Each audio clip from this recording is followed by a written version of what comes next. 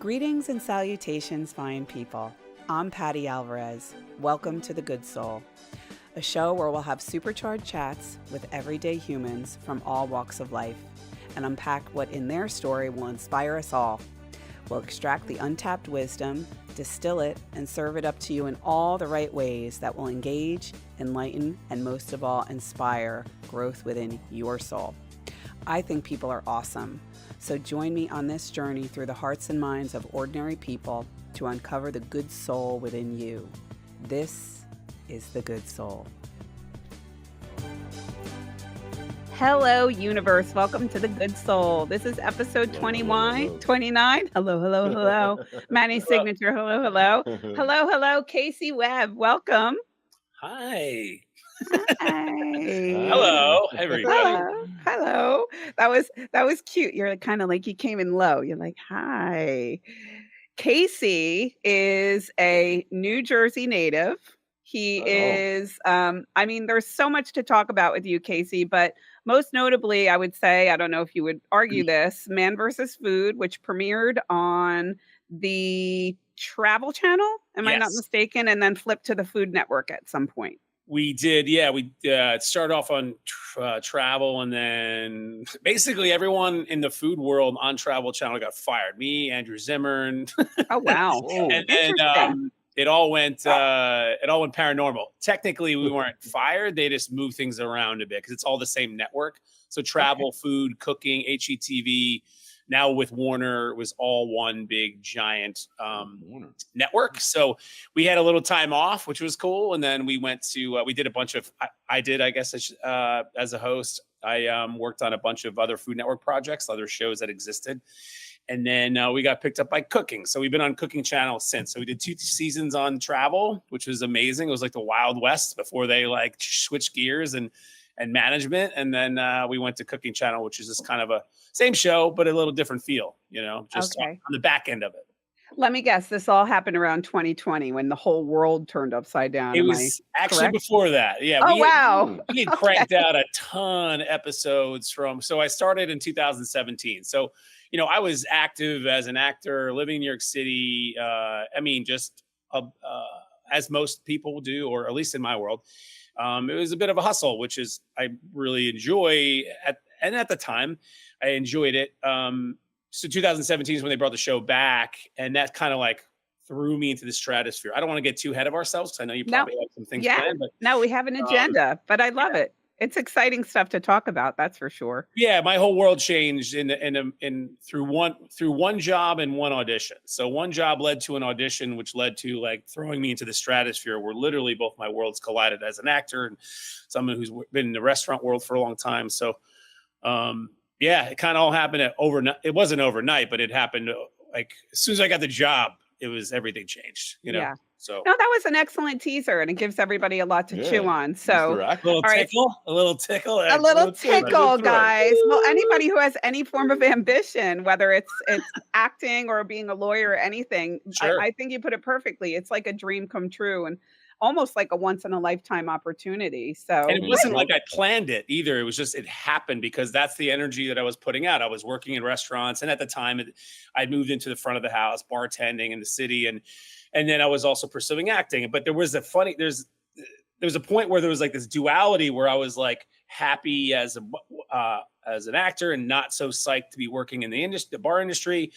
And then there was like this light bulb went off. It was like a literal shift, call it consciousness, just my behavior, my thought process. Manifestation, sure. Yeah, really, it kind of happened. It was like I went through a breakup. It was like a tough time, but then all of a sudden like a light bulb went off and I realized I was the same person because my poor attitude bartending was affecting my acting work. And like I would walk into a room and audition and it wasn't cohesion. And then, like I said, like a light bulb went off and then my whole world shifted. And then I started booking a ton of stuff. And then one of those things was Man vs. Food. So yeah, all I think of is like David Banner when he turned into the Hulk. Like you totally outgrew your clothes, but you still get to hold on to your roots, which is really exciting. You were still, and I'm excited to hear about what you're up to now. But especially at the time, you were still involved in food and such. Sure, so, Incredible Hulk.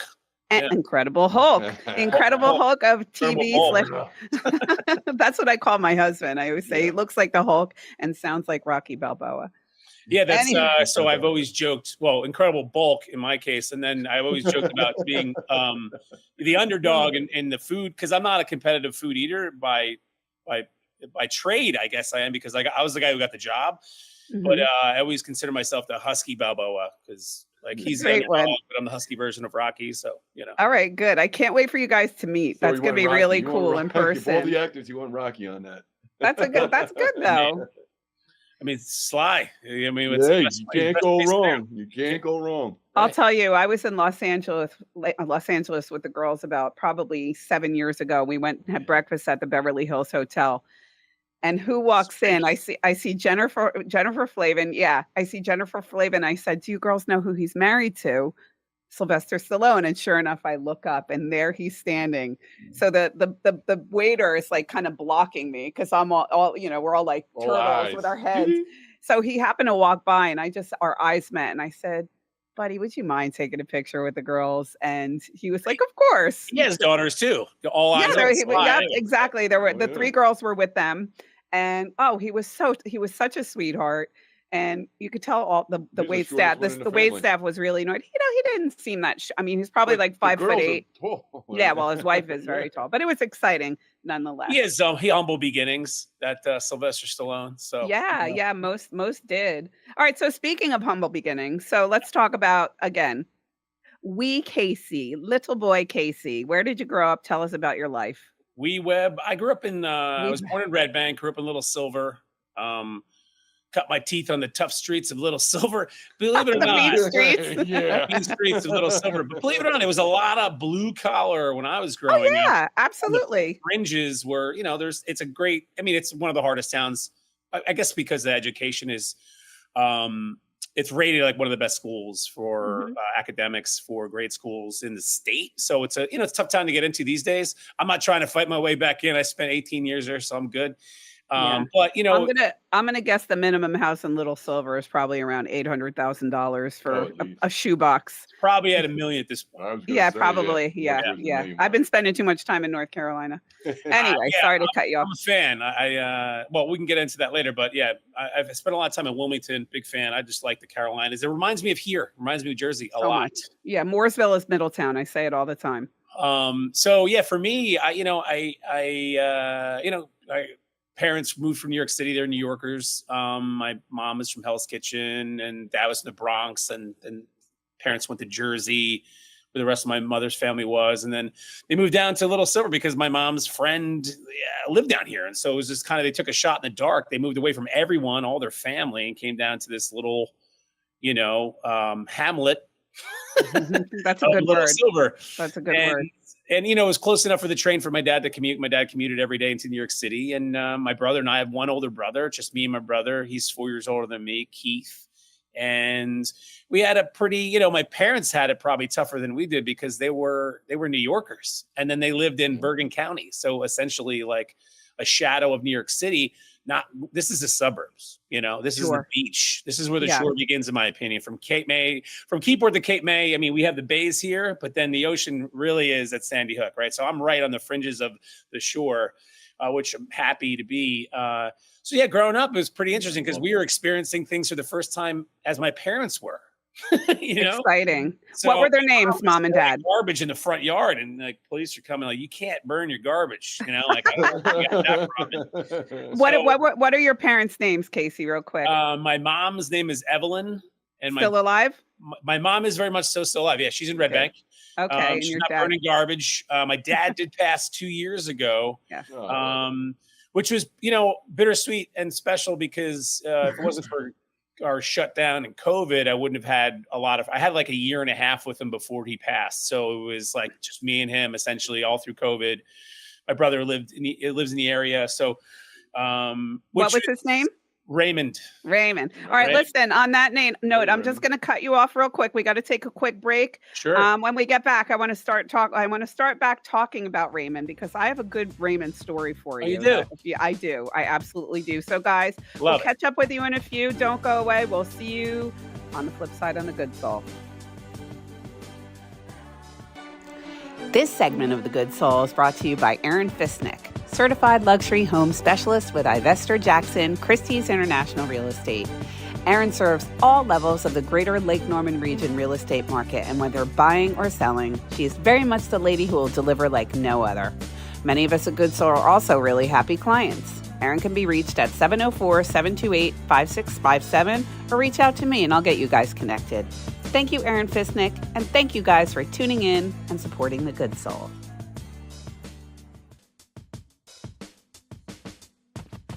Welcome back, everybody. We're on our second segment. I can't believe we're almost at 30 episodes, by the way. It's crazy. I'm sure you agree, Casey, being in that hustle. It's like, where does the time go? How much we've learned. They definitely blur into one another, which is not a bad thing. It's just it makes for one big beautiful experience, at the end. Looking back at your body of work, Well, I have to tell you that you were on like the top of my list of people that I knew. You're definitely our most famous guest so far. So thank you. I'm like, but we really are really excited to have you. And the guys at the radio station, like, no way, really? Listen, I love Casey listening. Webb, Man versus Food. I know they were all excited. So thanks for being here, Casey, once again. So let's talk about your father. And we don't mind Iggy. I mean, if he has something to say, he's vocal. He's not vocal at all. He's I don't know. It's like he knows. knows. He's on the show. That's kind of cool. Yeah, maybe he trying to likes me. upstage me again. This guy. Yes. So my father, I'm going to try and put this politely, but my father was Irish. Let's put it that way. He was very polite of you to say it that way. So well, you understand sometimes, as they say, the curse of the Irishman. But he was such a wonderful man that I would never want his legacy to be defined, in a certain way, because there was a billion good things about him. But once in a while, if he had too much to drink, he would land himself in the hospital. So we end up in the hospital, and he ends up in ICU. I'm laughing. I know. Well, because he was fine. He was fine. It was just him. If you knew him, yeah. Well, he was wonderful, and he was At least very he was consistent. He was very reserved. I always equate my father, love him, hate him. He reminds me of like a Bill Clinton. Like, he was just the most charming, like very reserved. He loved the ladies, I have to say, but he wasn't like he didn't look like Rock Hudson, but he just was. Everybody loved my dad, and he was never out of line. He was never abusive. I always say, never laid a hand on me, never raised his voice to me. Was Shamrock Hudson? Is that what his name? Not quite Rock Hudson. He was a great businessman. But anyway, at one point we end up in Riverview Hospital. Yikes. And me too. I was born there. You were born. So was I. So no, you were born. You were born. So your father ends up hanging out in our room. And if you knew what your father's function was at the hospital, I know he was a volunteer, correct? Yeah, he volunteered for many, many years, and then he was retired while he was doing that. And then a job opened up as a patient observer, which essentially it's like you're helping nurses out and doctors out by being in the room or being with patients that might need a little more TLC and they can't always have eyes on them. Yeah, he did that for a number of years. Yeah. Yeah. Or those patients that want to leave at some point and can't. Yeah. He had a really good bedside manner because he bartended for many years. He retired young, thankfully, and didn't have to commute to the city anymore. And then he was bartending for years, which is probably where I got he's a charmer. He was a charmer, that guy. He was a charmer. Yeah. Well, excuse me. I have to tell you, we spent what I believe was 2 nights in a row with your dad. And he was in, and once my dad sobered up, which again, this was not exemplary of who he was. He was a different person. He was regal and and he was never violent or abusive or any form of Patty, it's not how we fall, it's how we get up, Well, he would wake up and he could have, he could have been the president of the United States. He was so dignified. And your father and me and my father, 2 nights in a row, he basically sat up with us all night.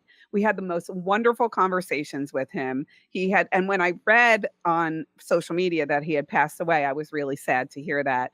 Hopefully they're up there sharing a whiskey or a cold beer up in the heavens. But regardless, that's amazing. I appreciate you sharing that. And it's nice to hear those stories because in the last couple of years, I've run into people that knew my dad. They didn't have a chance to talk to me about his passing. And then when they do, I'll tell you this real quick. My father wanted to be cremated, and he grew up Catholic, but he wanted to be cremated. He was very spiritual later in, I guess his whole life, but later in life, he even more so. And he passed it on to me, meditation, visualization, all these that. things when I was a kid. And so my brother, not being the very sentimental type, when my father was cremated, we had an Irish wedding. Like, he was part of the little Silver Fire Department. They essentially took care of everything. Insurance covered it because he was a fireman. There was, bagpipes, all that. My brother, not being the very sentimental man that he is, I was like, hey, I'm going to go to Ireland and spread Dad's ashes. He's like, great, have fun. So I've been spreading my dad's ashes. He's in Ireland. He's also in Thailand. He's in Italy. He's in Costa Rica. He's in New Jersey, he's in New Orleans. So I've been bringing a little piece of him everywhere. Ooh. Because he couldn't necessarily go to those places, So so I bring him with me. There's still some left. So that's a remarkable story. You got a spot for him the next time? Say again? You got another spot? What's the next spot? Yeah, where are you thinking? I'm headed back to New Orleans, but he's already there. So I go to jazz. I've been going to Jazz Fest every year. For the last I've been many years. times. Mm-hmm. And so I haven't really done anything in New Jersey specifically. So I think that's about to happen. I think because it's such beautiful weather, and I think that's next. I'm going to be in the States for a while, so he might, we might travel with me to other states. Where's you should have had a camera crew follow you and done like a Where's Raymond. That would have been a fun little. I definitely documented a bunch of stuff. I mean, he's secretly he's at Jameson, he's at Guinness, he's at Bushmills, he's at the Giants Causeway, he's inside the paddock where at New Orleans where Jazz Fest is, among other places. He's in a church in Venice outside of this beautiful church. Amazing. I have a good idea. Being a huge Frida Kahlo fan, something like a Day of the Dead, like somewhere in Mexico. You should be amazing. Maybe hit up. Yeah, if you've ever seen them celebrate the Day of the Dead, it's a beautiful holiday. I wish that we all did that in the United States. Yeah, more celebratory. I mean, I know the Irish do. They celebrate the dead. Yeah, well, and New Orleans too. I mean, New Orleans too. That would be a good one to have the New Orleans funeral. I mean, there's nothing in the world. Yeah, do a second line. I just said to Manny, I was there about a month ago, and I said I wanted to do, when we renew our vows, I want to do a New Orleans wedding renewal. I want to go down. I want to be, following those trumpet players down the street. I mean, there's nothing like it. Right down the I would road. just recommend not doing it in the summer. I was just there myself a couple of weeks ago. It's pretty, as you know, you were there a month ago. It's crazy. Hey, I'm in the hot yoga business, so I don't mind the heat, but he would probably he'd probably melt into the sidewalk. The humidity it's not worth it. No. It's very hot, but we're inside. I mean, I guess we did do a lot of outdoor stuff, but my cousin and I went for something really cool called St. John's Eve, which kind of speaks to the summer solstice. And we went to this whole St. John's Eve ceremony, and we had our hair, we got like this whole cleansing. And that's a fun thing for us to talk about if we ever get to see each other in person. I think you'd really enjoy something like that. He's like that, it sounds like you're open to that sort of stuff, like the meditation and the ritual. And it's all based on the work of Marie Laveau. I'm not sure if you know who Marie Laveau is, but I speak to her in my prayers and my dreams. So, all right. So we're getting a little off track here, but big ups. And I had a very similar experience at both my parents' funerals where the nurses would walk up to me and say, Dr. Horkheimer doesn't go to any patients' funerals, or like the lady from Cost Cutters was there and telling her all about how my mother would come in every Tuesday, and you hear all these great stories about. But listen, people like you are not made from duds. I mean, obviously, your parents had to be pretty remarkable if they produced you. So look at it that way. Thanks. All right, so let's talk about you went to RBR. Yes, right. I went to school, Little Silver Marketplace and Point Road School. I was I went to another school for about 2 years. I had some disciplinary issues going on as an 8th grader, a little angst. It happens. My parents got divorced, at some point. And then, but like to segue from my first food experience was really not to change the course of the conversation, but that's fine. Dad was actually the one who taught me how to cook, very humbly, like we ate pretty simply as kids. And so he taught me how to cook. He taught me how to make eggs. So I wouldn't burn the house down, I think, essentially. And he was probably tired of me asking him to cook all the time. And then I wound up working actually in a pizza place at 14. So 10, I learned how to cook. 14, where I learned how to make eggs at least. And then 14, that kind of started my life in that world. And that's a whole world just immersed with characters, in my opinion, the restaurant world, especially at a pizza place, especially at Danny's of course. late 80s and the 90s. Fair. Mhm. Yeah. So Danny Murphy, Danny's Pizza. Not Danny Murphy. No. So Danny Murphy was Red Bank, and that was Danny's Right. Steakhouse. Danny Sure. Chalia had Danny's Pizza in Little Silver. in Little Silver, and he had another one in Okay. Middletown with his brother. We had one in Middletown, of course. Yeah. And we used to actually, again, not to be off topic, but we used to go to Giovanni's a lot in Little Silver, which I'm sure Sure. you know really well. Yeah, I think it's still an Italian deli, if I'm not mistaken. It's been a lot of things, and I think most of them have been Italian delis. Yeah. Yeah. Okay. So I'm good. I'm glad you clarified that because I was going to bring up Danny Murphy, but now I won't. Since passed. I Yeah. know. Like what, about a year ago.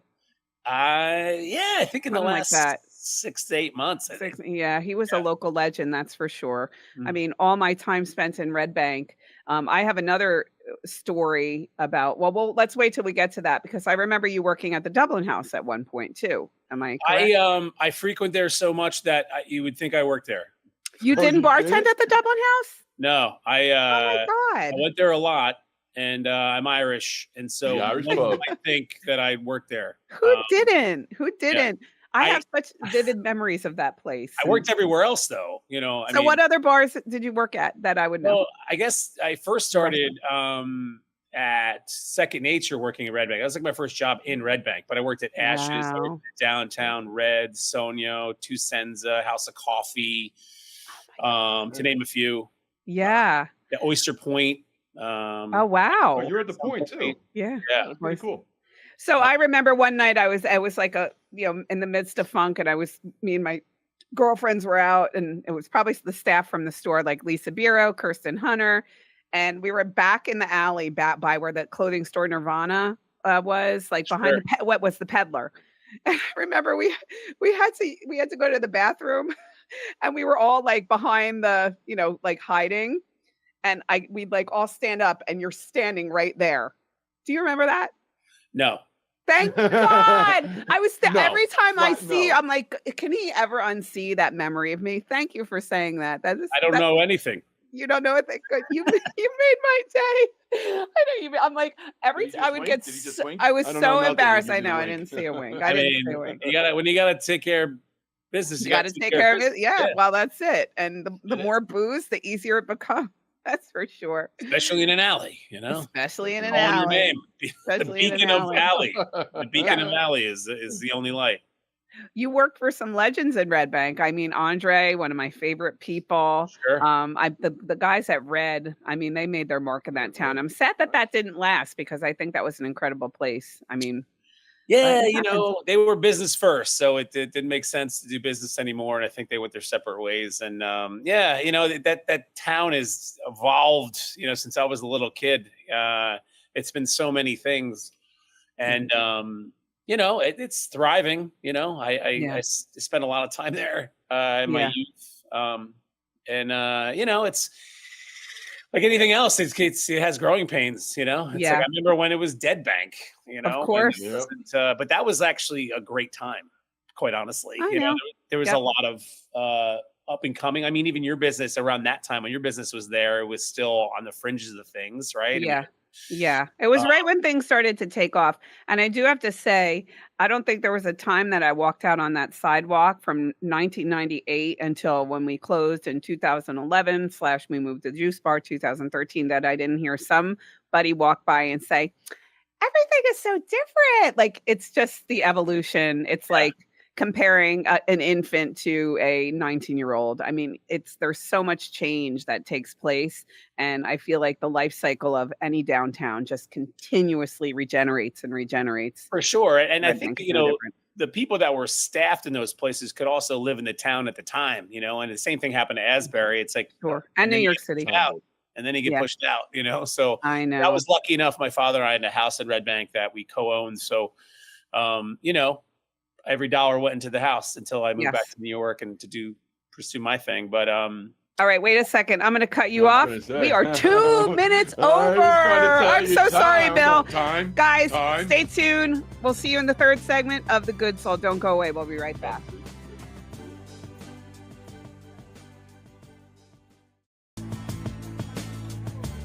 This segment of The Good Soul is brought to you by Aaron Fisnick, certified luxury home specialist with Ivester Jackson, Christie's International Real Estate.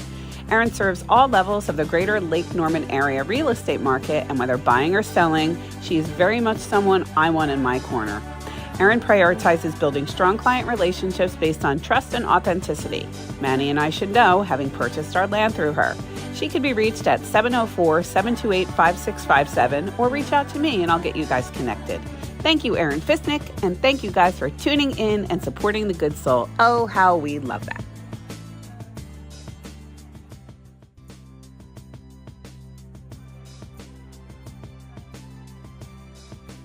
Hey, everybody. Welcome back to The Good Soul. This is segment 3. I got ahead of myself, or I shouldn't say I lost track of time in the last segment, but this is a really good chat. We're talking to Casey Webb. Casey is a Renaissance man from sports to food to international, I would say, TV.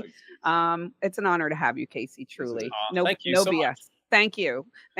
So let's pick up. We talked a little bit about we were getting into high school and acting versus restaurating, and pick up where we just left off. Yeah.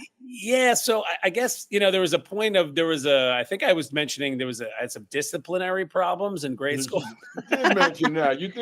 Join the club. Yeah. Join the club. Didn't. So when I was a kid, Pop Warner or Pee Wee football, there was like a weight limit. So I wasn't able to play because I was just too big of a kid, which they've definitely changed since then. Someone got wise and realized I'm not laughing, but it's not very PC. No, and it's like the big kids can help, like put them on the line. Yeah. So, I think I exercised my demons in different ways while my friends were playing sports. I was getting in trouble. So I found my own way, but it just wasn't the right way necessarily. So the long of the short, I wound up leaving my grammar school for 2 years, but I which was great for me because I was able to graduate 8th grade out of Markham and Little Silver. And then my freshman year, I was able to play football with my friends, but I was going to this other school. So long of the short, I got out of that school, which was an amazing experience for me. I was going to ask you, are you happy? Not a discipline, but it was also, that's where I learned vocational culinary. So basically what my father taught me in the cooking part, not to burn the house down or burn myself, this was like knife skills and all the fundamentals, which it just seemed in line. Like when I look back, I was like, there's no, like, I don't blame, I don't think of it in a negative way. That was just the course that life led me on, for better, for worse. And so I was able to hone those skills. And then I wound up working in kitchens as a job, like working under other chefs that taught me even more. So it was like pinnacle in my learning, and it helped me with my focus. Sports became everything after that. I still worked in restaurants, but I was in school, right? High school. I played all through high school, and I did really well. I wrestled in football. I played football. And then I went to play football in college. And that was the only reason I went to college, was to play football. 3 of my closest friends were pursuing acting, and one was at community college at Brookdale. The other one was going to conservatory in New York City. And the other one was minoring at UVM in Vermont, where he later was getting his master's at New School Actor Studio, which I auditioned for him to get into with James Lipton, which was crazy. I'm fast tracking all this because I know we don't have a lot of time. But so I left playing football my freshman year because I think there was some disciplinary problems there too. And then I came back and I started acting at Brookdale. That's when I first started. And then what college? Brookdale. Wilkes University. I used Wilkes College at the time. So Division III football, Pennsylvania. I thought I was going to be That's where Pennsylvania came in. PA, all the way. It's beer, football, and girls, and the Susquehanna, which is cool. I was into it for a while.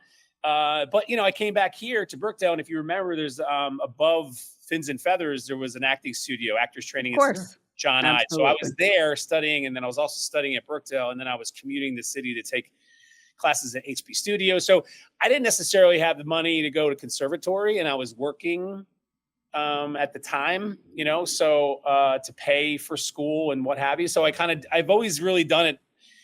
Not to sound corny, but my way, I just found the way to do it. And I stayed in restaurants to pursue acting, and, cut to 2017 with a whole other body of work of acting, voiceover, stand-up, improv, sketch, some TV, some commercials, to Man vs. Food 2017 threw me into the stratosphere of food. Okay, wait, one quick second, because the first acting thing is. I heard through the grapevine, I actually researched this, that your mother had you modeling. Yeah, I was a husky child model at yes. the ski house. Yes. Okay. Yeah. Oh, at the ski house in Little Silver. It's where Brave New World is now. Yeah. I know the ski house very well. My family were avid That's where I got my skiers. skis from. So, all right, and you kind of continued to capitalize all that off of that, correct? Well, yeah, because I was a husky child model, so I've always, no matter how old or how big or small I am, I've always considered always be a husky kid inside, Right. you know. So that's where Husky for Life, which is one of my Husky social for handles. life. So I think I did the modeling because I got free winter gear, you know. So that's essentially what I worked for. I worked for gear. Yeah. I do that even now. I mean, I do some stuff for, you know, I'm merch. I love it. Casey, you are, and I look at you, and I'm sure everybody who's watching and listening would agree. I look at you, you were probably always adorable and very pleasing. It's true. I could picture I picture little boy Casey. Like, you know, when you see a baby and you're like, I know what that person looked like. You were probably a great model. I mean, I was like, those eyes, just those eyes. I think there's, thank you, Manny. There is actually, I think, one picture that I remember seeing. I think my mom actually has it. I look miserable. I think I'm wearing a full green and white jumpsuit and I'm holding a hula hoop on the stage at the ski house. I don't know. We don't have as many pictures of those times back then. I mean, there's like birthdays at the ground round. Still miserable face, but I was a happy kid for the most part, you know? You were a happy kid. All right, good to know. All right, so let's talk Man versus Food. How did that all happen? 2017. So I moved back to New York City. This is like post Sandy. My dad and I sold our house. I was commuting to New York for auditions and stuff. It was like something had to give. We're kind of living house poor. I realized that I wanted to move back to the city because I lived in New York in my early 20s, but I left after 9/11. So it just goes to show you how old I am. But I went back after Sandy. During Sandy, we had sold our house and I sublet a place and I found a place. And so I started pursuing acting. I continued to pursue it, but I was living back in New York City. And I had a beard and I was booking some stuff here and there, some non-union commercials and doing theater and doing improv and sketch and some stand-up. And then there was a point, you know, years go by, I'm still pursuing it. And then there was a job that I got. I had an audition for a Brooklyn Nine-Nine, which is a show that was on, I think, FX for a bit. And so I shaved the beard and I had a mustache. I looked like a young version of my father. You knew my father. He had a mustache. And I didn't get that job. But that was around the same time I mentioned earlier, there was this like shift of like my attitude. My attitude shifted where I was like not psyched to be bartending and I was more excited about acting and pursuing acting. And I was hoping that the pendulum would swing.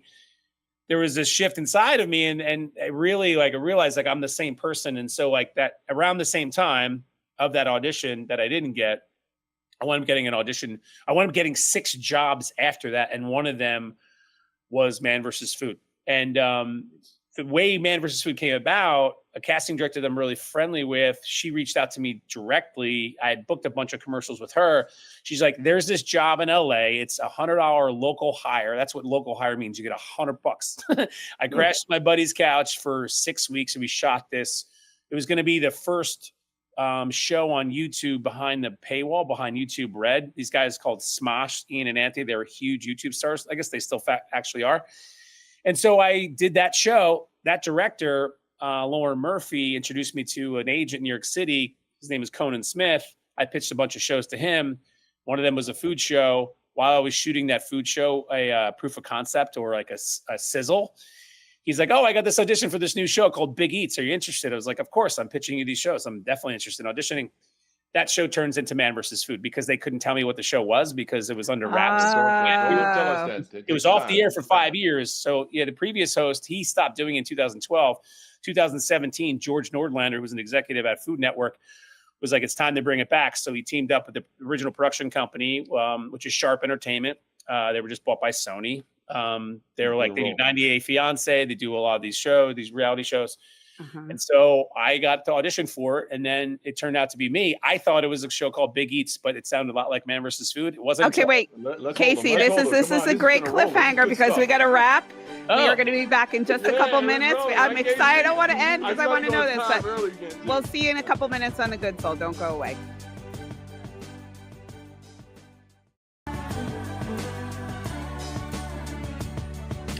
This segment of The Good Soul is brought to you by Aaron Fisnick, certified luxury home specialist with Ivester Jackson, Christie's International Real Estate. Erin's not only an amazing agent, but she's also an amazing friend to me with a diverse mix of happy Lake Norman clients, each with their very own unique circumstance and challenge. She's a one-of-a-kind boss lady who I endorse wholeheartedly. Erin can be reached at 704-728-5657 or reach out to me and I'll get you guys connected. Thank you, Aaron Fisnick, for adding your magic to all of your real estate transactions, and thank you guys for tuning into and supporting the show. We are eternally grateful. Mwah. Big kisses.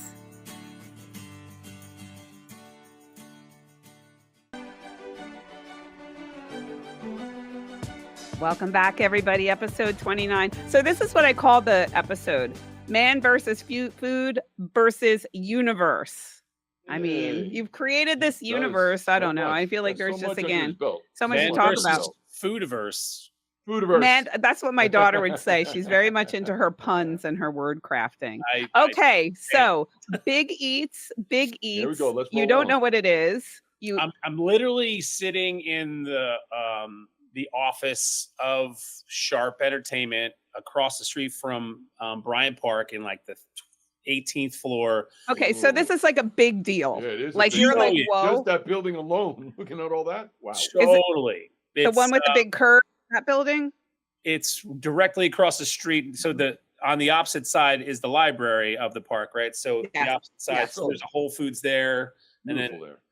It's amazing. And it's just all windows and like cubicles, and everyone's diligently working on their, producing the reality shows. And like, I wasn't there with the agent that got me the audition. I wasn't signed with him. He was an Irish guy from New Jersey, and I brought in him a bottle of whiskey, and he knew how to do it. You knew how to do it. and we hit it off, So it was like I had pitched a few shows to him, and three of them were scripted. So your sitcom, whatever scenario, or this unscripted, as they call it, was a food show. So he's like, I got this audition, and then long of the short, I wound up getting the job, and then they were still calling it Big Eats. And now I physically go to the office, the production office. I'm there by myself. I'm not there with a lawyer. I'm not there with my agent. It's just me. Boo, boo, I talk to the producers. I'm sitting down at this table, and then there's a contract in front of me. And, the first couple pages literally say Big Eats. And then it was the last actual formal page that I had to sign. And it said Man versus Food. And I was like, what? I was like, do I call my mother? Do I call a lawyer? Like, I don't know. Like, yeah. And so that day changed the trajectory of the rest of my life for at least, I guess for my life. For your life. So Casey, obviously you knew what Man versus Food was when you saw it. Yes. Like I was living in New York City. You have to understand, living in New York City, bartending all the time and auditioning, and then trying to do live show stuff. You don't have a lot of time to watch TV. So I just assumed I thought it was still on the air. I thought Man versus Food was still on the air. Mm-hmm. I didn't have cable. Everyone was Netflixing that, for the first time, and, watching DVDs, and like, I didn't, your money goes into different places when you're working for cash all the time, working in bars, and it's to pay your rent, pay for your subway pass, pay for your, maybe your whatever, your bicycle needs, it gets pretty simple. I live pretty simply too, by choice. And so, everything shifted when I was like, oh, Man versus, I guess, like we weren't really open. We weren't going to talk about it. They weren't going to they didn't want to have it be an open. They didn't want the world to know, because I think they want it to be a surprise, and it was, when it came back out 2017, later that year, we hit the ground running. I mean, it was a ton of press, and there was a lot of positive and negative feedback. It was like anything else, like a new host. Everyone assumed Adam the original host was still doing it, Mm-hmm. And it wasn't. It's funny because like there was some negative stuff, and like social media was obviously like, just you're always going to have that negativity, somebody trying to throw a jab at you. Totally. But, I'd worked production for a long time too. I was also working production. I was working like as a PA in Food Network shows. And like, I was busy working in the fringes of the industry in a lot of ways, not only auditioning. I had to decide whether I was going to be in front of the camera, behind the camera at one point. And then, I realized if I got the show at 40, I wasn't 26, I wasn't 20, I had cut my teeth and scraped my knuckles a bunch. And, like it didn't bother me. It bothered me. It bothers you a little bit, but it's like I kind of laughed it off. If I was 20, it might have crushed my dreams to get the negative feedback from people I didn't even know. But I had already been through that. I already seen it. You understand. You can't. I mean, you just block them and move on. They have no bearing on my life. They have no idea what they're talking about. And to me, it was just like I feel bad for them. It's very sad. And what a direct reflection of something that they're lacking or whatever. And that's it's a mirror. It's their hurting. It's their projection. So it's kind of how I took it. I literally was reading something. We were shooting in Brooklyn outside of a pizza place, Vinny's Pizza, and which is right in the area where I was bartending too, in Williamsburg. And I'm laughing at like some of the feedback, like, who the beep is this guy? What happened? Yeah. Did you ever watch Mean Tweets? Sure. When Barack Obama's like, horrendous. They say, like whatever it is, they're great. Right. Okay. So for those who are listening or watching who don't know, can you just give us a quick, like, kind of idea of what the show is?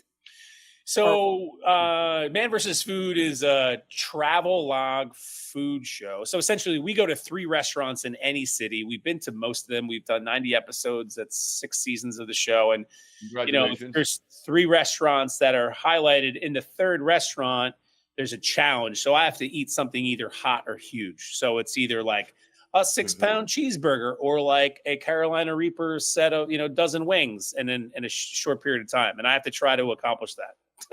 Of the 90 episodes, do you know your stats? I'm doing pretty good. So who like 500th percentile? I'm like, I mean stats like who's won more, you or food? I think we're about even. You're about even. No, it would be. I'm not a statistician. I know. I wish I took a little bit more time because I was going to say who won. Next one. Next one we'll do that. Definitely. I'm curious to know myself, so I appreciate if you do that deep dive. Yeah, I'll do the homework for you. Yeah, I think this is exciting because as I'm watching, or for me, I'm watching these episodes last night and this morning, and you get to see the world. Awesome. You get to meet all kinds of really cool people. Awesome. This is my favorite. You get to go into these small towns and these small mom and pop businesses and make a difference. That's where probably the real impact is. So thank you for bringing it up because I had no idea. I was just holding on for dear life. The original production company was doing it. I just, I take direction well. I do what I'm told. I want to keep my job. All these things are going in my head. Like, I just want to show up and do the best job I say in yoga, I'm a good dog. I'm a very good dog. Tell me what to do. So pretty much. And so later, not too long after we started doing the show and the show started airing, I learned that, anytime any show goes to any place, any business, there's an opportunity to increase their business by 40, 60, 70%. Wow. As much as I hate doing the challenges, because it's not something I like to do, which is part of the job. I got the job. I want to keep a job. Some actors can, they're able to say again. You don't like the challenges? No, it's painful. No, psychologically, you have to go somewhere completely else. It's like a sport, and it's like I'm someone different than I am when I'm not doing them. So, it's really a psychological and physical sport. But having said that, what I learned, the nature of helping to elevate and celebrate people's businesses, that kept me in it, honestly. Not only are we celebrating, elevating these small businesses around the country, there's also 20 some odd people that work in the production staff that, so like we're hiring and employing a lot of people, just nature of me doing the job. So I like to keep jobs when I get them, and work through the problems, and as an actor, 1% of the population is working and I have a job. I'm going to keep that job for as long as possible, no matter, there was a point where I was like, I can't do this anymore. But then I figured out how to do it where it suited me, it worked. And then everybody's happy. And I got to go to work every day. And like you said, Patty, the people that I got to meet, the places I got to go and the food I got to try is just incredible. Like I never would have done that on my own. I never would have done any of that. So well, it's a very stern reminder too. I say it all the time, and we talked about this before. I'll say it again. We don't get political or controversial on the show. Thank you. But in a world where we're living, where we're being told how divided we are, we really aren't. And how people. This is the whole premise of the show is people are so awesome. 99% of us are kind people who let the person go in front of us or hold the door. And when you get to travel, you really, especially in your position, because people are going to treat you a little bit next level because you're kind of a, not kind of, you are a famous person. So they are going to go out of their way even more. They must make you feel like royalty when you go to these places, but in the right ways. When I watch you in the kitchens with these. Well, yeah, it's hospitality. And that's like the world I was used to that I've been in. So it's just it's heightened hospitality. Let's call it that, like, because I've been in the hospitality business my whole life, I just treated it the same way. I was like walking into restaurants, and outside of that, like, I never went to culinary school traditionally. I learned in kitchens. And then I did 90 episodes of a show where I was in 270, for the show alone, 270 restaurants. Wow. So it's like by proxy, I've gone to culinary school. I mean, right. Okay. Exactly. So guys, listen, this is killing me, but we only have a minute left. Oh, man. I'm going to rapid fire you 3 questions. Oh my God. Get ready, Casey. Prep work. Did you have to train psychologically and physically to eat all of this food at one time? Yes, absolutely. I kind of phoned it in the beginning. I was like, yeah, I could do this. And then I hurt myself. So then I had to do as pros do, and I figured it out. How did you hurt yourself? I mean, what are the, it's like underestimating the amount of food that I was going to have to eat and have to digest that, or how hot something actually was. And like we were using like pure capsaicin extracts in the first 2 seasons or whatever. And I was like, guys, if you want me to continue to do the show, then we got to do fresh or dry. That's it. We're not doing extra. Wait, Casey, not for nothing, but have you Googled your name? Yeah, I'm dead. It was like the third line. I'm like, yeah. Okay, second favorite. It also says I'm worth like $86 million. I did read that too.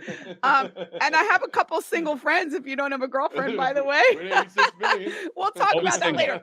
Yeah. Okay. And then any favorite restaurant that you'd like to give honorable mention, or a couple of your favorites?